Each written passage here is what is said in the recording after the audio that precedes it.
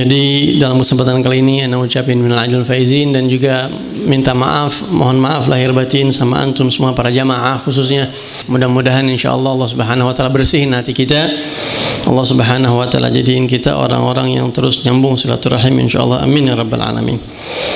Mungkin enggak banyak yang saya sampaikan, ada beberapa hal ya sebagai oleh-oleh dari pertemuan kita ini. Sayang kalau kita kumpul halal bihalal begitu doang, makanya kita bikin satu titik, satu waktu kita baca maulid tabarukan sama kita adain tausiah atau buat ngingetin kita masing-masing. Khususnya saya ngingetin diri saya sendiri dan juga buat kita semua yang hadir di sini bahwasanya Idul Fitri ataupun bulan Syawal ini memang momentum buat menyambung tali silaturahim ya di bulan Syawal, di bulan Syawal itu di lebaran Idul Fitr.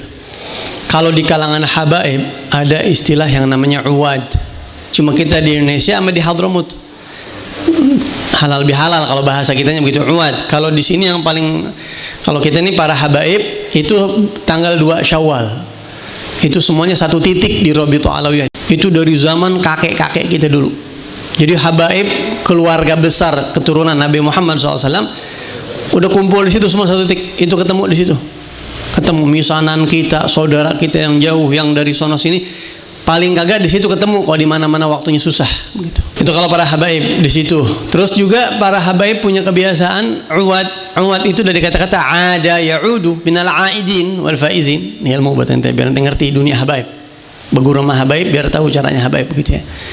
Ada ya'udu artinya kembali, minal aidin wal faizin. Uwad saling ngucapin aidin kembali begitu kira-kira. Itu kalau di Jakarta Selatan Pasar Minggu ada keluarga besar Al-Haddad. Itu dari lebaran pertama, kedua sampai seminggu keliling ke rumah habaib-habaib seminggu, ente bayangin tuh uwad. Itu serombongan segini nih, banyak ya kurang lebih. Yang pokoknya kalau ada yang kagak Al-Haddad, lu kan Al-Habsyi, ngapa lu ikut? Bini gua Al-Haddad, ikut dia. Lu kan Al-Habsyi, bini lu Al-Atos, mertua gua Al-Haddad. Oh, pokoknya mesti nyambung-nyambung ke Al-Haddad, ikut tuh. Begitu ya. Kumpul semua tuh. Udah tahlil, gosidah, makan, pulang. Begitu dong. Datang serombongan pakai motor banyak banget, pakai mobil begitu, ya. Sampai seminggu tuh. Dan di Hadramut, kalau di Hadramut kebiasaan para habaib di Hadramut nih, lebaran 1 Syawal. Ya. Tanggal 2 Syawal sepi itu seminggu. Puasa 6 hari, nggak ada halal bihalal di Hadramut. Jadi tanggal 2, 3, 4, 5, 6, 7 itu udah puasa Syawalin dulu semua. Tanggal 8 Syawal baru pada umat kayak begitu tuh. Termasuk yang keluarga Al-Haddad juga ada juga yang pada datang yang silaturahim kayak begitu. Itu kalau di sana begitu. Nah, kalau kita kan di sini ada yang puasa Syawal gak? Langka banget kita yang puasa Syawal. Besok aja dah.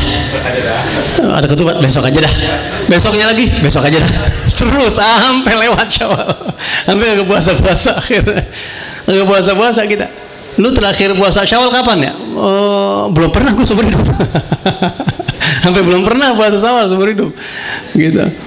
Walaupun puasa Syawal afdolnya begitu puasa Syawal, tapi kalau kita mau acak-acak nggak apa-apa selama masih di bulan Syawal.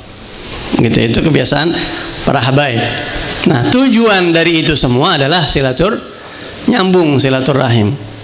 Dan silaturahim ini enggak main-main ente. Penting silaturahim ini penting, jangan dianggap sesuatu yang biasa. Silaturahim hukumnya apa? Wajib hukumnya. Wajib silaturahim. Kata siapa? Silaturahim itu cuma anjuran, cuma fadilah. Oh enggak. Enggak main-main silaturahim. Sayyidina Ali Zainal Abidin, njid kita, kakek kita, putra Sayyidina Husain, ya cicitnya Rasulullah SAW, As-Sajjad. Makanya para habaib waktu itu lihat tuh mereka tuh mengadain silaturahim karena emang dari kakek kita Rasulullah SAW, dari Sayyidina Ali Zainal Abidin. Bahkan Rasulullah SAW itu punya ciri khas, sebelum menjadi nabi udah silaturahim Rasulullah. Ya, jadi waktu Nabi Muhammad pertama kali dapat wahyu di Gua Hira, kemudian Nabi Muhammad SAW pulang ke rumah Sayyidah Khadijah, Rasulullah kan takut. Ini petanda apa? Begitu. Tahu ini malaikat, ini dari Allah, tahu. Tapi Nabi kalau kata bahasa kita bukan orang yang kepedean, tengil. Oh, kita kan baru mimpi aja udah tengil kita, baru dapat mimpi. Padahal tuh mimpi itu dari setan atau dari Allah, udah tengil duluan. Ini Nabi Muhammad benar-benar dapat wahyu dari Allah, tapi Nabi khawatir, takut. Datang ke Sayyidah Khadijah. Apa kata Sayyidah Khadijah? Lihat kata Sayyidah Khadijah, lihat. innaka latasilur rahim la yukhzika Allah abada. Wahai suamiku, wahai sepupuku, jangan takut, itu bukan petanda buruk. Allah nggak bakal ngehinain ente, nggak bakal ngejatuhin ente dengan itu bukan petanda jelek. Innaka latasilur rahim, karena ente orangnya suka silaturahim. Tuh. Jadi sebelum Nabi Muhammad menjadi nabi memang udah punya ciri khas itu. Di masa jahiliyah terkenal, Islam itu salah satu agama yang memang terkenal dengan silaturahim. Begitu juga kakek kita Sayyidina Ali Zainal Abidin, anak Sayyidina Husain. Semua habaib dari jalur Sayyidina Husain pasti nyambung ke situ tuh. Sayyidina Ali As-Sajjad ibn Al-Husain, yang anaknya adalah Al-Imam Muhammad Al-Baqir. Ya. Beliau pernah mengatakan, ya bunai, wahai anakku, la tashabanna qati'ar rahim. Jangan pernah sekali-kali ente berteman sama orang yang mutusin silaturahim. Jangan. Berteman sama orang yang udah kayak begitu, jangan. Kenapa beliau ngomong begitu?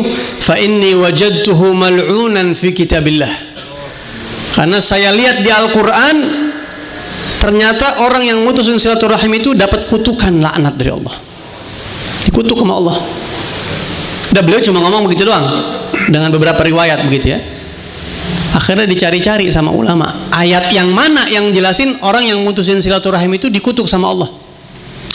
Di antaranya, fahal asaitum in tawallaitum an tufsidu fil ardi wa tuqatti'u arhamakum ulaika alladzina la'anahumullah. Mereka yang mutusin silaturahim itu dilaknat sama Allah Subhanahu wa taala. Yang kedua, walladzina yanquduna ahdallahi min ba'di mitsaqihi wa yaqta'una ma amara Allah bihi ayyusala. Dan yang ketiga sama seperti itu, walladzina yanquduna ahdallahi min ba'di mitsaqihi ulaika humul khasirun. Apa itu laknat? Apa itu dikutuk? Nah, kalau dikutuk berarti nggak dapat rahmat. At-tardu min rahmatillah. Orang yang kena laknat sama Allah berarti dia dijauhin dari rahmatnya Allah Subhanahu wa taala. Biar kata ibadah puasa Ramadan nggak dapat itkun minan nar, nggak dapat. Kalau bulan puasa dia sungguh-sungguh nggak dapat, tetap begitu, ngeri. Ya, bahkan Rasulullah SAW pernah katanya lagi duduk di majelisnya beliau, tentu Nabi mengatakan, tolong yang diantara yang hadir, kata Nabi ini, yang ada masalah sama keluarganya rapihin, rahmat Allah nggak turun, kata Rasul. Tentu bangun satu anak muda, pulang keluar terus balik lagi.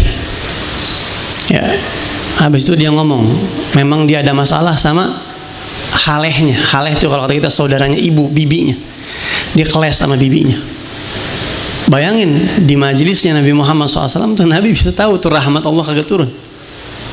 Bahkan dalam hadis yang ditukil sama Imam Haddad dalam kitab Nasaidinnya, inna rahmata la tanzilu ala qaumin fihim qati'ur rahim. Rahmat Allah kagak bakal turun kepada satu kaum, perkumpulan, kelompok yang di tengah-tengah mereka ada yang mutusin silaturahim. Al-Imam Al-Haddad ngasih catatan, bayangin kanan kirinya kagak dapat rahmat gara-gara ada dia.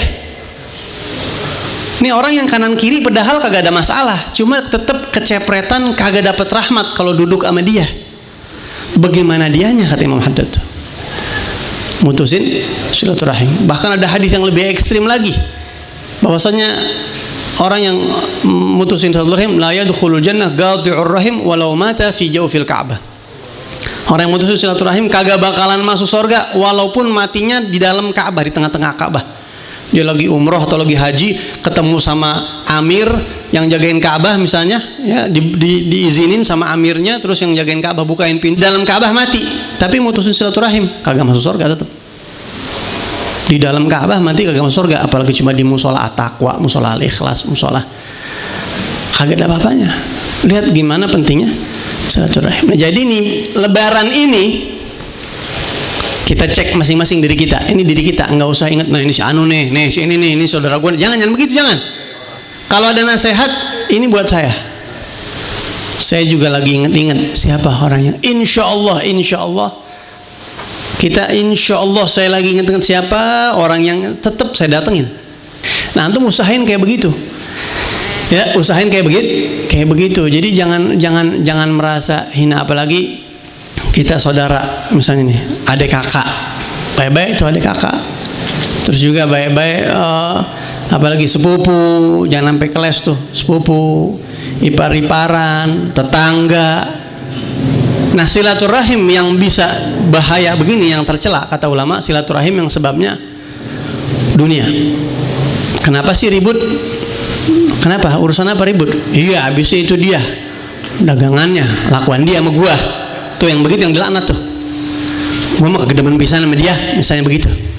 Yang sebabnya itu sebab urusan dunia, urusan perdagangan, politik, urusan perwarungan, perbisnisan. Yang urusan-urusan begituan yang kagak jelas begitu, paham nggak? Tapi kalau urusannya, lu kenapa kagak ini lagi sama dia, putus silaturahim sama dia? Lah habisnya dia demen banget ngedukung orang yang jelek-jelekin Islam. Nah itu bagus kayak begitu, nggak apa-apa. Putus silaturahim sama orang yang ngerugiin Islam, nggak apa-apa kalau begitu. Habisnya ada orang yang hina Quran, lah dia bukannya malah negor, malah datang duduk baik-baikin, dia empok-empokin. Gue nggak mau dekat lagi sama dia. Begitu nggak apa-apa kalau begitu. Ya, jadi yang jelek itu mutusin silaturahim kalau urusannya dunia, nggak ada urusannya sama agama. Gitu. Nah kita lihat nih, kalau ada orang, kalau perlu ulama ngajarin kita, kalau perlu orang yang salah kita yang minta maaf, bisa gak begitu tuh? Kalau perlu begitu. Insya Allah saya juga mau ngamalin ini dan berusaha ngamalin ini, insya Allah. Rendahin tuh, kan yang bikin kita jauh dari Allah apa? Hawa nafsu. Gua Fir'aun kenapa dikutuk sama Allah? Gua ego, akuisme. Ya, gua ana rabbukumul a'la, saya Tuhan kalian. Imam Ghazali sampai bilang sebenarnya mah Fir'aun masih banyak sampai sekarang kan Imam Ghazali, cuma levelnya beda. Ya, Imam Ghazali bilang tuh, yang dikit-dikit gua, emang dia tuh kan gua, nah begitu tuh. Makanya ulama mengatakan arba'atun muhlikatun lil abdi, ada 4 kata yang bisa menghancurkan kita, 4 yang hancurin kita. Apa itu? Ana wa nahnu thumma li wa indi. Ana wa nahnu, kami. Li, menurut saya. Kalau kata gua, musinya kan nah, begitu tuh. Nggak mau coba kita nundukin ego kita. Ini hawa nafsu. Ramadan kita disuruh turunin. Si Anu, gua tahu dia salah sama gua, datang. Gua tahu dia yang salah. Tapi coba ada kita datang, kita kecuali kalau urusannya agama ya. Urusan agama nggak boleh kayak begitu ente. Putusin nggak apa-apa. Oh nggak bisa, ente salah dalam agama, begitu nggak apa-apa. Tapi kalau misalnya urusan sepele, urusan recehan, sampah, dunia itu jangan sampai kita mutusin silaturahim. Sayang sholat malam kita, sayang kita udah pede, alhamdulillah gue sholat malam. Kata malaikat nol sholat lo, alhamdulillah gue nol. Hubungan lu kagak beres sama keluarga, begitu. Dan salah satu yang paling didemenin setan, tahu gak setan tuh paling demen 3 perkara. Salah satu yang paling dihobiin setan 3 perkara. Ini setan paling demen banget kalau orang ngerjain 3 perkara. Ya, di antaranya mutusin silaturahim, di antaranya. Disebutin di kitab Jawahir Lulu ya kalau nggak salah. Ada 3 perkara yang paling didemenin sama setan. Di antaranya adalah mutusin. Karena kenapa? Senasib lu sama gua kena laknat. Kena laknat, kalau udah kena laknat nggak dapat rahmat Allah. Kalau udah nggak dapat rahmat Allah, ke surga mau masuk pakai apa kita? Susah. Jadi silaturahim penting banget. Makanya Ramadan, alhamdulillah, syukur sama Allah kalau kita masih bisa ketemu siapa aja, ahlan wa sahlan, biarin deh buang. Si Anu begini, maafin, pahalanya nggak tanggung-tanggung. Terakhir, ini sebenarnya pernah saya sampaikan. Ada amal ibadah yang pahalanya itu nggak pakai angka ya. Kan ada ibadah-ibadah yang pahalanya pakai angka. Barang siapa yang ngerjain ini pahalanya segini, ditaker sama Allah sekian. Barang siapa yang ibadah ini dapat pahala anu. Tapi ada pahala yang nggak ditaker sama Allah, nggak pakai seri begitu. Kalau kita ngeliat orang kaya biasanya kan begitu tuh. Ini orang duitnya agak ada serinya begitu. Saking banyaknya, banyak banget nih orang duitnya. Udah ini sekampung nih, tanah dia semua sekampung, ngontrak sama dia sekampung, sekecamatan ngontrak sama dia. Kayak apa duitnya kira-kira tuh orang? Belum lagi yang belah sono, nggak pakai seri. Nah ini pahala bisa kayak begitu kalau kita ngamalin 3 perkara ini. Yang pertama adalah puasa, kita udah tahu ya. Rasulullah SAW dalam hadis qudsi menjelaskan, Allah berfirman, as-saumu li wa ana ajzi bih. Ana yang balas, kata Allah. Berapa ya Allah? Terserah aneh. Tinggal ente sungguh-sungguh puasa. Ana yang balas. Yang kedua apa? Sabar. Innama yuwaffas sabiruna ajrahum bighairi hisab. Sesungguhnya orang-orang yang sabar itu dikasih pahala sama Allah bighairi hisab, enggak ada hitungannya. Enggak dihitung sama Allah. Terus yang ketiga apa? Maafin, lupain. Allah Subhanahu wa taala berfirman dalam Al-Qur'an, "Faman 'afa wa aslah fa ajruhu 'ala Allah." Siapa yang maafin dan mendamaikan. Maafin. Ya udah sehat. Oh iya, udah lupain, damaiin. Itu kata Allah yang begini nih pahalanya nih. Bisa-bisa gara-gara itu doang dia masuk surga tuh. Saking banyak pahalanya. Ya, jadi kita pulang, ntar kita lihat, coba inget-inget tetangga gua kanan kiri, saudara gua, ipar gua, sepupu gua, misanan gua, temen gua. Coba ntar cari-cari, aman dah, beres mah, nggak ada masalah, rapi. Oh ada si Anu, datengin, assalamualaikum. Nggak ada orangnya, ayo udah, assalamualaikum, sudah aman. Ya ini dia mau bagaimana kek? Ya nggak apa-apa, yang penting kita datang, udah tiket bayar, udah selesai urusan kita. Mau mati besok juga enak. Udah kelar kita ya. Nah kalau belum kelar bayangin mati belum kelar, wah urusan di akhirat panjang tuh. Na'udzubillah min dzalik. Nah ya itu aja mungkin yang saya sampaikan. Satu lagi saya lupa. Setelah kita keluar dari sini, antum tahu kan sekarang di luar setan itu punya anak buah banyak. Mereka bakal terang-terangan bantuin bosnya. Antum kalau bisa, apapun kerjanya antum, profesi antum, tolong ambil saham di dakwah. Ambil saham, ambil apa namanya? Ambil jatah, ambil apa namanya? Supaya ikut andil begitu. Ikut andil syiarin agama Allah yang ente bisa. Apa yang ente bisa? Ente bisa pakai apa yang ente punya. Karena syiar setan di luar banyak banget yang nggak pakai disuruh, banyak banget syiar setan. Antum kalau bisa jadi orang-orang yang naikin syiar agama Allah. Pakai apapun. Yang punya ilmu pakai ilmunya. Yang punya harta pakai hartanya, yang punya jabatan pakai jabatannya. Kalau ente nggak bisa pakai apaan, handphone ente pasti punya. Tuh handphone jadiin buat syiar agama Allah. Biar dominan syiar agama Allah. Ya, kita bantu dakwahnya Nabi Muhammad SAW. Nabi kagak butuh sama kita yang butuh sama Nabi Muhammad. Biar kita semua jadi hawariyin, jadi pejuang-pejuang dakwah, walaupun dengan apa yang kita bisa. Ya, tahun ini kalau bisa biar semangat dakwahnya, biar semangat antum. Siapa tahu ada orang dapat hidayah gara-gara apa yang kita lakukan, insyaallah gitu ya. Itu aja mungkin. Minta maaf sekali lagi yang kepanasan, insyaallah pahalanya paling banyak tuh yang panas ya. Di sini yang pahalanya paling banyak yang kepanasan, insyaallah. Di akhirat insyaallah adem nanti, mudah-mudahan dah. Minta maaf kalau banyak kekurangan dan kesalahan. Kita baca suratul Fatihah ala hadhihi khassah مثل ما نهى سلفنا مشايخنا وابونا جدنا الصالحون الله يدخل نياتنا في نياتهم وعملنا في اعمالهم مقاصدنا في مقاصدهم والى حضرة النبي صلى الله عليه وسلم الفاتحة.